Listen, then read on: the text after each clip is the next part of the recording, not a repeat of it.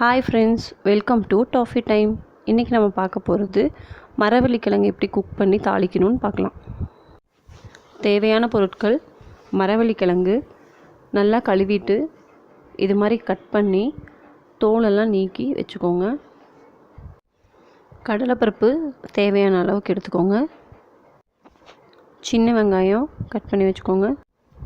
வரமிளகா, கருவேப்பிலை, தாளிக்கிறதுக்கு எண்ணெய்.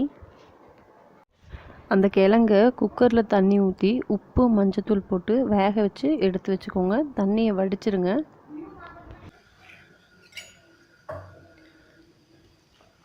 நம்ம இப்போ இந்த வெந்த கிழங்க நல்லா இப்படி க்ரஷ் பண்ணி வச்சுக்கலாம்.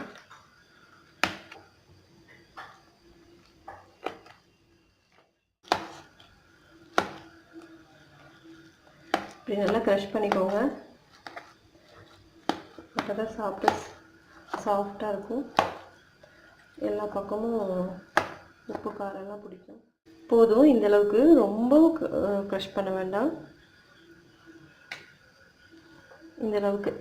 இந்தளவுக்கு சின்ன சின்னதாக இந்த அளவுக்கு பீஸ் இருந்தால் போதும்.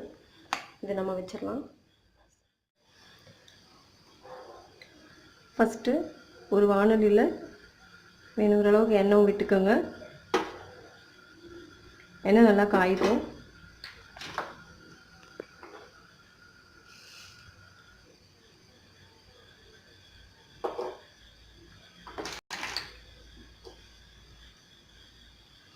எண்ணெய் காஞ்ச உடனே அதில் கடுகு போட்டுக்கோங்க.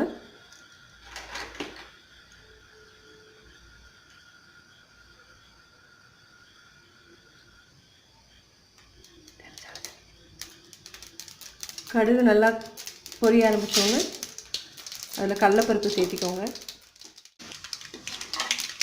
இப்போது கடலைப்பருப்பு பொன்னிறம் ஆயிடுச்சு. வெங்காயம் போட்டுக்கலாம்.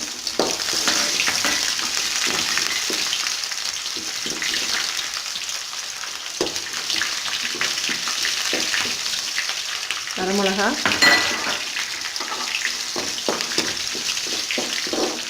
கருவேப்பிலை,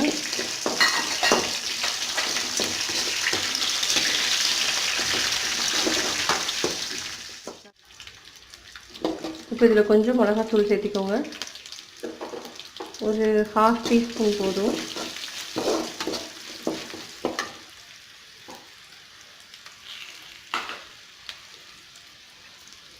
இதில் நம்ம கொஞ்சம் க்ரஷ் பண்ணி வச்சுருக்கிற மரவள்ளிக்கிழங்க சேர்த்திக்கலாம்.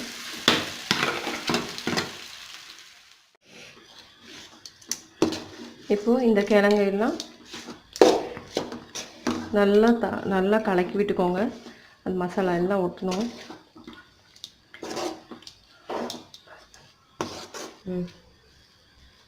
அதுதாங்க, நல்லா இப்படி கலக்கி விட்டுக்கோங்க. இப்போது மரவள்ளிக்கிழங்கு தாளிச்சாச்சு. ரொம்ப சுவையான ஸ்நாக்ஸுங்க. குழந்தைகளுக்கு, பெரியவங்களுக்கு எல்லாம் ரொம்ப சத்தானது. நம்மளுக்கு இது டீ டைம் ஸ்நாக்ஸாக யூஸ் பண்ணலாம். குழந்தைகளுக்கு ஸ்கூல்லேருந்து வந்த உடனே கொடுங்க. நல்லா வயிறு ஃபில் ஆகும், உடம்புக்கும் சத்து. இந்த வீடியோ உங்களுக்கு பிடிச்சதுன்னா லைக் பண்ணுங்கள், கமெண்ட் பண்ணுங்கள், சப்ஸ்கிரைப் பண்ணுங்கள். தேங்க்யூ.